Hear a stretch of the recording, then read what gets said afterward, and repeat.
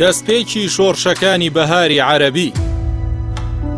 لە ڕۆژی حەڤەی 12 2010 لاوێکی هەژاری وڵاتی تونس بە ناوی محەممەد بوعەزیزی گڕی لە جەستەی خۆی بەردا و ئەم گڕەش کەژاوەی هەندێک لە دیکتاتۆرانی وڵاتانی عەرەبی سووتاند.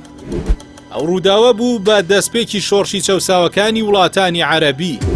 لە کۆتایی ساڵی 2010 کڵپەی شۆڕشەکە هەڵگیرسا، پریشکی ئاگری ڕاپەڕینەکە لە تونسەوە پەرەیسەند گەیشتە زۆرینەی وڵاتانی عەرەبی. ئازادی و کار و خزمەتگوزاری و دادگەری لە دروشمە سەرەکیەکانی خەڵکانی ڕاپەڕی بوو لەو وڵاتانەی شۆڕشەکە تێیدا سەری هەڵدا و سەرۆکەکانیان دیکتاتۆر بوون.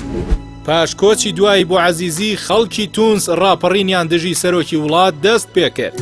شۆڕشەکە بە هەڵاتنی بن عەلی سەرۆکی وڵات کۆتایی هات. دواتر هاوڵاتیانی میسر وەک دووەم وڵاتی عەرەبی لە 25 کانونی دووەمی 2011 دژی سەرۆکەکان خۆپیشاندانی ملیۆنیان لە قاهیرە دەست پێکرد.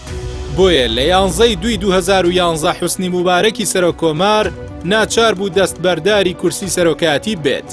ئەمەش کەوتنی دووەم سەرۆکی وڵاتانی عەرەبی بوو. یەمەن سێمین وڵاتی عەرەبی بوو پاش میسر. لە 11 دوای 2011 شۆڕشی جەماوەری سەری هەڵدا. شۆڕشەکە لە مەدەنیەوە گۆڕدرا بۆ خەباتی چەکداری. ئەو شۆڕشە تا ئێستاش کۆتایی نەهاتووە، هەرچەندە عەلی عەبدوڵڵا ساڵحی سەرۆکی وڵات کوژرا. ئوردن و بەحرێن لە 14 شوباتی 2011 خۆپیشاندانی جەماوەریان بە خۆیانەوە بینی. ئوردن بە گۆڕانکاری کابینەی وڵاتەکەی و بەحرێنیش بە سەرکوتکردن کۆتایی پێهێنا. لیبیا وڵاتێکی دیکە عەرەبی بوو شۆڕشی تێکەوت. لە حەڤەی شوباتی 2011 خەڵک شۆڕشیان دەست پێکرد. شۆڕشەکە خەباتی چەکداری و توندوتیژی بە خۆیەوە بینی. لە 21 دەی 2011 موعەممەر قەزافی لە شاری سرت کەوتە بەردەستی شۆڕشگێڕانی لیبیا و کوژرا. ئەوەش کۆتایی دەسەڵات و سەرکەوتنی شۆڕش بوو. سووریا لە 26 دوای 2011 شۆڕشتەیدا هەڵگیرسا. چەندین ساڵە شۆڕش و خەباتی چەکداری بەردەوامە. دەیان هەزار کەس کوژران و سەدان هەزار ئاوارە بوون. تا ئێستا بە شارەسەد ماوەتەوە و کوشتار بەردەوامە.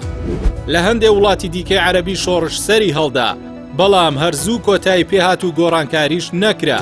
سعودیە، جەزایر، جیبۆتی، عومان، عێراق، کوێت لەگەڵ چەند وڵاتێکی تری گرتەوە.